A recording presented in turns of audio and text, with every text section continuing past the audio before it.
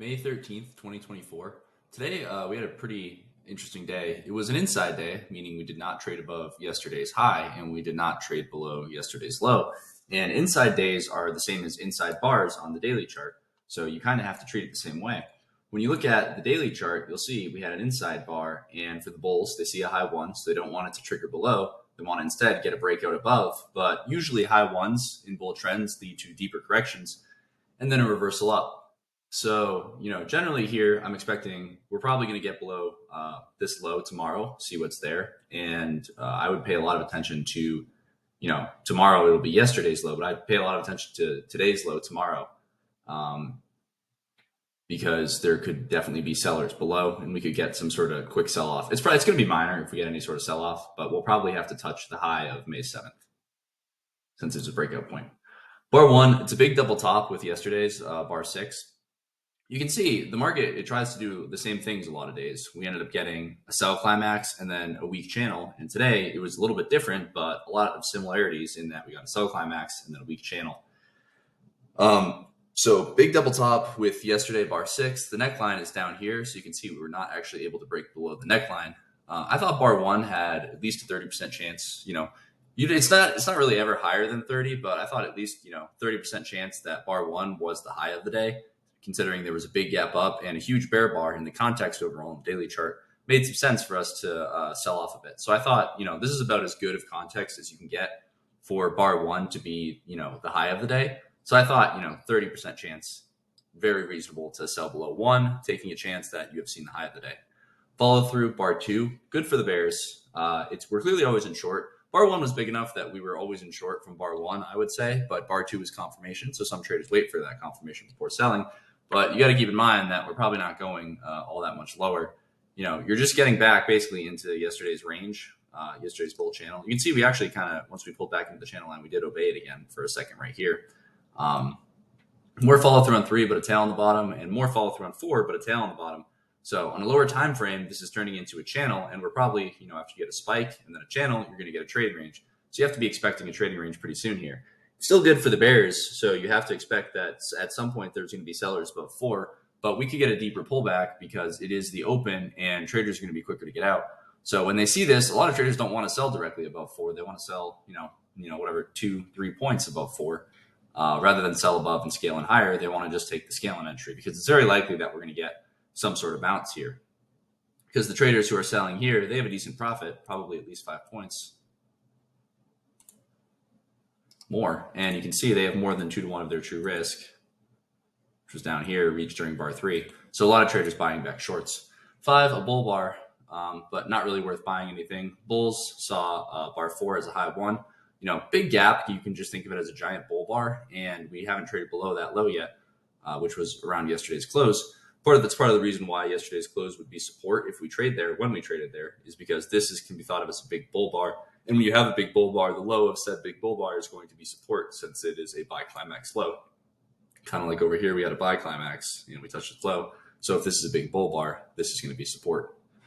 6, a bull bar, but a big tail on the bottom, a big tail on the top. And you can see that it just touched basically the 4 close. So any trader who sold the close of 4, if you're selling the close of 4, you're hoping to get a bar like 43 on bar 5. And if you don't, you're not going to get it. It's really unlikely that's going to happen. You're just basically hoping for a vacuum test of yesterday's close if you're selling the close of 4. And when it doesn't happen, you probably need to scale in higher above 4. And then those traders, you see, they tried to use 6 to get out. A lot of traders just weren't quite able to get out because it didn't quite touch that. However, traders know that they're probably still going to be fine using a wide stop. But some traders just accepted the 1 or 2 tick loss and got out. But 6 has big tails on both sides. Something I thought was interesting today is I thought always in short bar 1, and we never really went always in long until probably bar 45. And then I thought always in long for the remainder of the day. So we tried to flip to always in short 70 or 71, but we needed one more bar on 72 and we didn't end up getting it. 7, an inside bar, a high 1, right? So here's a prime example of a high 1 that ends up leading to a correction, 8-9, and then, quote unquote trend resumption, 11-12 or 10-11. But this was just a leg in a trading range anyways. It ended up being a 2-legged pullback. So not a great example of a strong trend, but a good example of how high ones often behave. So the inside bar 7, probably sellers above, probably buyers not too far below. The worst case, probably buyers at the 4 close if we get there, or the 5 low, however you'd like to look at it. 8 outside down, and bear follow through on 9. I thought we were going to get one more leg sideways stop at least. I thought we might even get, one more after this, and get, a wedge pullback of some sort, and then some sort of second leg down. I thought we might end up trying to test the 50% pullback as well here, but we weren't quite able to get there. Whenever you get a big spike on the open, you have to be thinking about the measured move down. Today, we didn't hit any obvious measured move down. I'm just curious about something. The market occasionally will do this. Okay, it didn't. Sometimes if you use the bodies as one measurement, so you get a measured move of the tails and a measured move of the bodies, the market will hit the midpoint of those two things, and that'll be the exact low. It's pretty rare, but I've seen it before. 10, a bull bar, but a big tail on the top. It triggered, you could argue 9 is a high 2 for the bulls, but this is the bulls have really weak argument for any sort of bull trend. Big tail, probably sellers above, scaling in higher above the 6 high, which is the breakout point. 11, a bull bar, but so much overlap with 10. It's an inside bar, right? And tons of overlap in general. It looks like a leg in a trading range. This does not look like a big bull trend to me. And sure enough, you get disappointment on 12. I thought we might have to test back to the 11 close today. I was kind of surprised we didn't get there. Once we started to rally a little bit in here, I thought, especially in here, I thought we might end up getting a bounce back up here, but we never ended up testing it. So that will be a magnet over the next couple of days, the 11 close. 12, a bear bar, but it's essentially a doji bar. It was a bear bar closing near its low until like the last couple seconds, and then it bounced, and then a micro gap down. So a lot of traders hit sell to close on the close of the bar. So to me, bulls want this is the start of their bull trend, and this is just a pullback in it, and they want at least another leg up. But I see bear trend, 2 legs up, and starting a reversal down. Big bear follow through on 13. If you sell below 12 and you get 13, you get a quick, 3.5 points, you probably just take it. This is probably a minor reversal and overall going to be a trading range. Disappointment, inside bar 14 and an inside bar on 15. So you can see we're forming a tight trading range. It's towards the low, right? So down here is probably towards the low of this overall trading range. But I don't really want to look to buy a reversal, up from here, because I think, first off, this still has so much influence over the market. So any sort of reversal up is going to be limited, which means if I'm going to buy a reversal up, I want to be buying a reversal up from somewhere down here. Let's say that, 17 closed somewhere down here, and then we got a bull reversal bar on 18, like a perfect looking bull reversal bar, something like a smaller version of this, probably with a bigger tail, like a smaller version of this, basically, a really small version of that. And 17 had been a big bear bar, and then we got a small bull reversal bar on 18. That would have been a reversal you'd look to buy and look to get a move back into this trading range. But instead, if you're looking for a reversal somewhere in here to buy, you have to realize you're buying pretty much in the middle of this trading range and after this giant spike down. So the upside is pretty limited. We might have to get to the 11 high, but it's probably a scalp if you're taking that buy. 16, an inside bar, and 17, another inside bar, but a bear bar closing near its low. It was an I pattern. Pretty rare. I don't even think I have any IIs.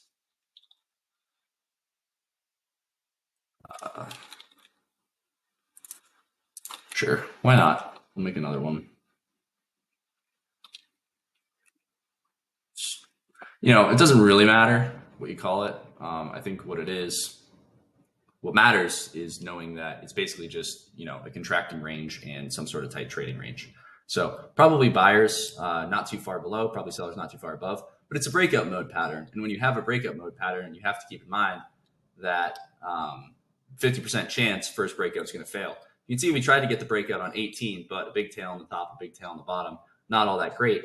19, a breakout attempt of the 18 bar range, but a big tail on the bottom, not as good as it could be. You can see disappointing for a lot of traders.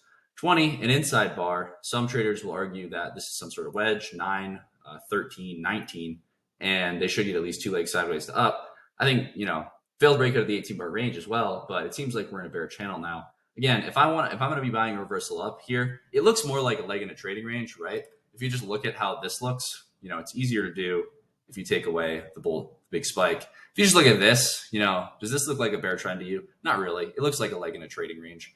And when you have that sort of price action, you want to be buying reversals up towards the bottom of the channel and you want to be selling reversals down from the top of the channel.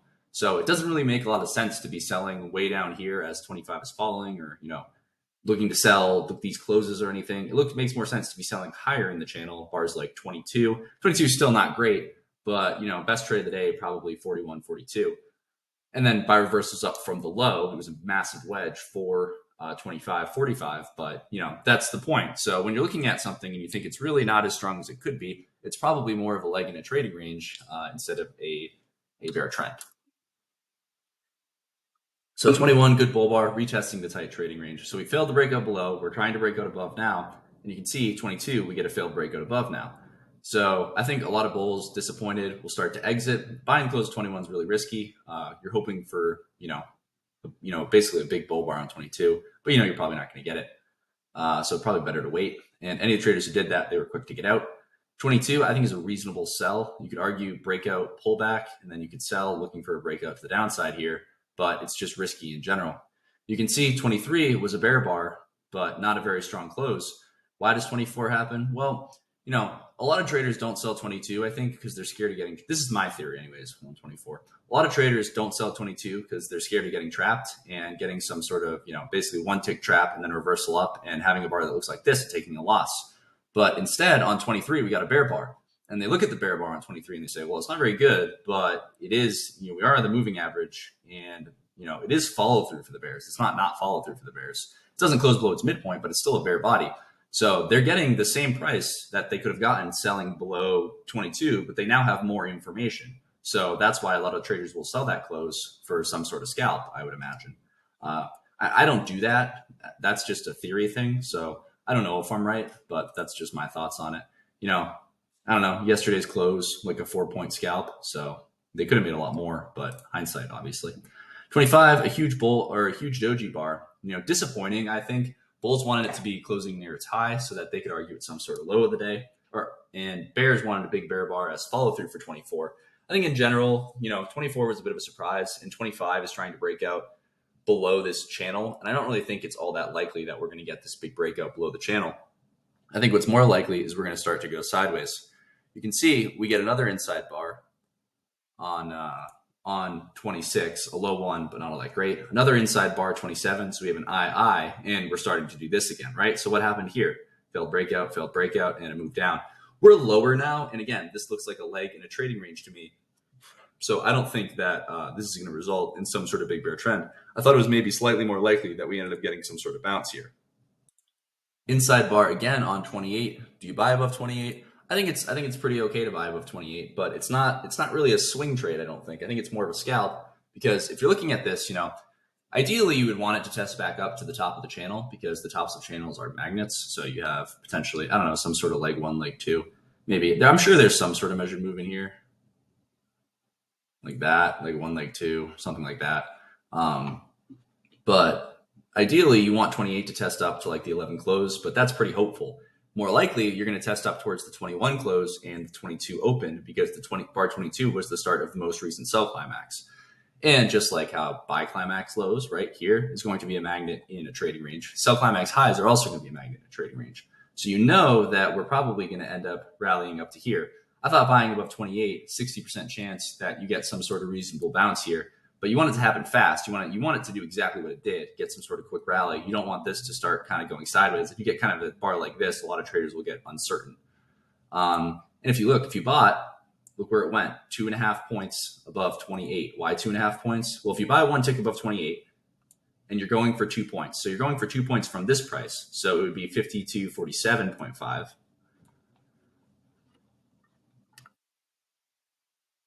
And in order to get your order filled, it needs to go one tick past your price. Only 10% of the time, if the market hits your order, is it just going to fill it without going past it. So if your order gets filled when it just touches your limit order and it doesn't go one tick past it, that's you're pretty lucky. That was part of the 10% of the time, because there's not enough when it's just touching it. There's not enough orders, and your order is very small compared to the ones that are getting placed, and a lot of times get filled first. So you need to go one tick past your order in order for your order to get filled. And that's why when we go one tick past on 30, those traders will be able to exit with 2 points. 30 creates a problem for the bulls. And that's kind of why I would scalp out if I was buying above 28. because it's a minor reversal and you got a quick 2 points. Probably no true risk. Probably just makes sense to take it. And I think bulls will exit below 30 if it triggers, but instead bulls buy the close at 30, hoping to get a scalp up for a second leg. A lot of traders know other bulls will exit below 30, so they buy the close, looking for a second leg up, which they do get 31, 32. But the upside's pretty limited here, right? I think it's a tough buy of 21 because you're buying so high, and you know that bar 22 is going to be resistance, so tough to buy up there. 33, a bear bar closing near its low. I'm not selling it. We're in an 8-bar bull micro channel. If you're selling it, you are selling high, which is good, but you're probably going to have to sit through another leg up. We're in a pretty tight channel and an 8-bar bull micro channel. Bulls, they probably saw this whole thing. I would say from here it makes more sense. This, I think, for the bulls is a trend line break, and then we end up getting a lower low major trend reversal. But the lower low was this, so kind of tough, I thought, to be looking at it that way. I saw this whole thing as kind of a bear channel and a bear channel overshoot and expecting some sort of rally from that.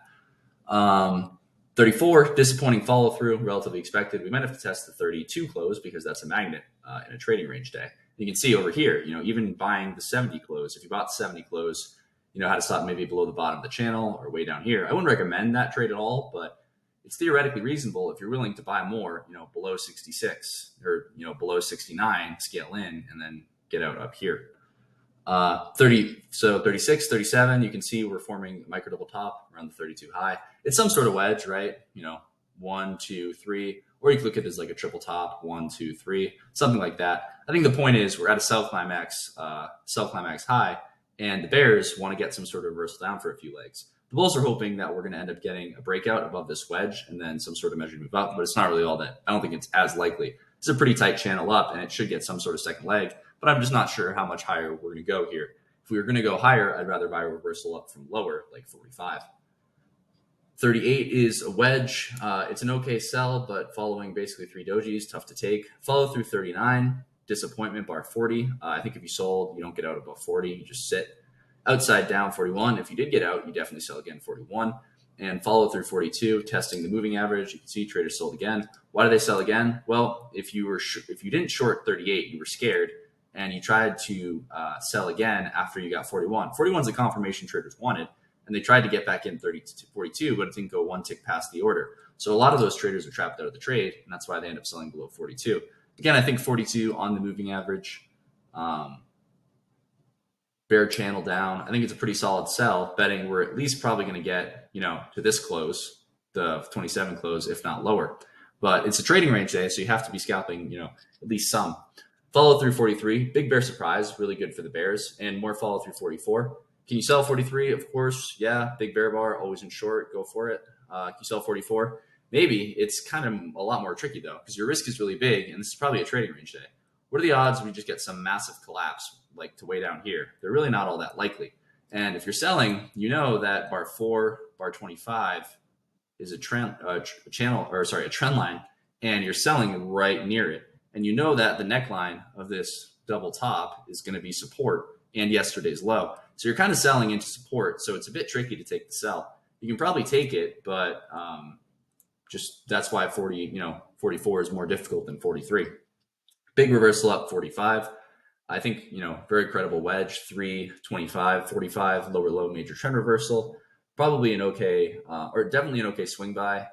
And, the thing that's easy about trades, like I think this was 28 yesterday, and this is 45, is you have to think about your premise if you're swing trading. So if you're trying to take a swing trade and you're treating it as holding until your premise is no longer valid, which is a lot of times what you want to do if you're going to take a swing trade, you buy above 45 and you put a stop below 45 and your premises, it's the low of the day. I think the same thing with 28 on Friday is if you're buying above it, you're just expecting it to be the low of the day, and that's your premise. And the only way your premise becomes invalid really is if it trades below it. So you can kind of just buy and hold. And that's why I thought 45 was good. Follow through 46, good for the bulls. Follow through 47, good for the bulls. Follow through 48. This is all, decent for the bulls, but this is not, awesome follow through. It is follow through, but it's not all that, clear and amazing. So, what about the sell climax high up here, right? Bar 40, I thought it was possible we were going to reach that target. We got within one tick. We didn't quite touch it, but oftentimes you get within one tick and that can be considered tested. 49, I don't think you have to get out below 49 at all. I think it's okay to hold. there were two things that I thought. So one good for the Bears, one good for the Bulls. I thought the fact that we were not able to put a close above the moving average before a pullback made this all less bullish. Had 48 been a bull bar closing up here, and then we started to pull back, it would have been a bit more likely that we would have rallied to somewhere up here. But instead, it closed below the moving average, and then 49 closes near its low. So I thought that was disappointing for the Bulls. However, I thought that 45 was a really good buy, and I thought traders buying above 45 were going to be able to make at least 5 points. It's kind of hard to buy above 45 and look to scalp for 2 points because of the size of the bar. So those traders should be able to make at least 5 points, and in order to make 5 points, it needs to go 5.5 ticks past the entry price, which would be 52.46, which is right here. So I thought it was kind of suspicious that we turned down here and we didn't quite allow those traders to make 5 points. So I thought we would get back to that at some point today, which we did on 64.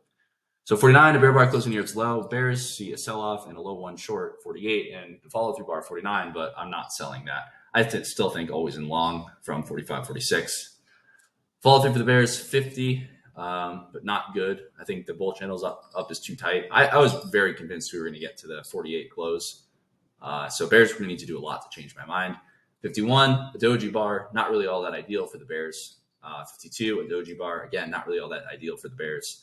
But 4 straight bars without a bull close, so potentially a problem for the Bulls if they can't start to get bull closes soon. But then we get a bull bar closing near its high 53. It's a high one. I think if you're buying above 53, you probably have to have a stop below 45. Follow through 54, good for the Bulls. But again, we're probably going to trade below the high one. High ones lead to, pullbacks and then trend resumption usually. So 55, a big bear bar, but a big tail on the bottom. I personally, I wouldn't get out of anything. I don't think a stop below 52 makes a lot of sense here. 56, a bull bar closing near its high. It's an inside bar. I think it's a credible buy. It's kind of an IOI. You can look at, 51, 52, 53 was an IOI. And, I think 54 does trade above 53, but inside bodies. And I thought the context of the pattern was similar. So I think it's reasonable to take the buy above 56 as well. Higher low, right, from the rally from 45. Doji bar on 57. You can see we tested the 54 close and sold off a bit. Any trader who bought 54 close hoping for a rally might be disappointed in 55 and exiting during 57. Follow through for the Bulls, 58. Then a doji bar on 59, a bit disappointing. But I still thought we would reach that 5-point scalp. 60, again, kind of disappointing. We're rallying, but it's not really all that strong. And 61, 62, again, follow through for the Bulls, testing this 48 close. We touched the point that we needed to touch, and I thought wedge as well. 1, 2, 3. Parabolic wedge on a lower time frame, right? Because you have 3 pause bars, 57, 59, 63. So I thought kind of hard to be looking to buy below 62, since it might be some sort of wedge and we might have to get a few legs sideways to down. And then sure enough, you get a big bear bar closing near its low 64. I think Bulls probably exit below 64. It's bigger than you want it to be. I'm not sure if they absolutely have to, but I did. So 65, part of my mistake today was I got greedy and I did not scalp a piece at 5 points from my buy on 45. I think I should have waited. I think I should have scalped, at least half of my position with 5 points. I thought that would have made more sense than what I did. But because it's a trading range day, right? And, if you're going to hold and look for 10 points or a rally to up here, this shouldn't be as weak as it is. You want to get better bull bars. And realistically, this pullback was, steeper than I probably wanted it to be if I was going to go for 10 points or somewhere up here. So with the pullback being this steep and this rally not being that strong, I think taking a piece in overall trading range day and a big bear move, I think taking a piece off at 5 points is what makes more sense there. 64, a big outside down bear bar and an inside bar, or a doji bar. 65 as follow through. Anyone who sold 64, disappointed 65, has to get out during 66, and that's what causes the rally. But hard to buy after the wedge. We're probably getting a second leg sideways to down. You can see we got found sellers above, and then 68, probably the second leg sideways to down, not worth selling anything. And we tried to get a breakout above the wedge, 69.70, but you're at the top of a channel line. I don't think 70 is a very good buy. I think you're buying way too high. Maybe only 40% chance that you start to get a really good follow through bar here. So most likely you're going to get something disappointing and have to scale in, and the trade is going to be difficult. And that's exactly what happened. 71. Do you sell 71? I don't think so. I think that if you're selling it, you're probably, you need one more bar, right? So you're maybe looking for a test of this close, which will probably be support tomorrow, because sell the close bears, they scale in higher. they're going to get out back down here. Obviously disappointed in this rally. Um, it's not really great. I think you need one more bar for the Bears, and usually in a trading range, when you need one more bar, you don't get it. Additionally, there's a problem with the Bulls who bought 70 close. It wasn't good. It wasn't a good buy, but it's a magnet since it was consecutive bull bars and a theoretical by the close bar, which becomes a magnet. So I thought that we might have to get back up to here, or at least the 70 low. And we probably weren't going to just trap traders. And if we were, 72 would have been a big bear bar, and then you get disappointment at 72. And then we oscillate sideways for the rest of the day. You can see we ended up with some sort of expanding triangle here I had marked earlier. For stop orders on the day, 1, 2, good sell the close bars. Again, I thought it was always in short up until 45, 46, and then it was always in long for the rest of the day. 12 was probably fine, but I think that's a tough trade to take. 17 was probably fine, but I just didn't want to trade that low in the trading range, in the tight trading range. 22 was probably fine, but none of these are really ideal. I thought those, it's just kind of hard to take these trades. I don't trade the first 6 bars of the day, so one and two were probably the easier trades, but I don't trade those bars. 28, reasonable to buy for a scalp, I think. And then 41, 42, best trades of the day, probably. 45, really good trade as well. I thought, 53, if you have a wide stop, or 56 is fine. And yeah, that was probably it. Not really great for buy the close, sell the close kind of day. But an inside day on the daily chart, like I said, we're probably going to test this high because the May 7th high was a breakout point. And we're just pretty close to it at this point. And, this is a good bull trend. This is a good trend for the bulls. I'm going to turn on extended hours. This is a good trend for the bulls, but it's a leg in a trading range is the reality. Oops. So yeah, again, think about this. Pretend this is a 5-minute chart. Is this really a super strong rally to you? No, it's not really. You think that we're going to get back to this high and close the breakout point. Now it's a bull bar, so the reversal down is probably going to be minor and not go, all that far, but it can easily drop here or probably even somewhere down here. So, really not all that good. I wouldn't be surprised if we got back to 5,200 later this week. Again, I'm not sure how far. I don't think the bear selling below here are going to make a scalp, but if we do get a pullback, probably spike and then channel, so probably pull back to the bottom of the channel. The weekly chart, good for the bulls, good 3 bars, but 3 bear bars, reversal, 3 bull bars, maybe reversal. So tough to take that trade. And yeah, that's the day.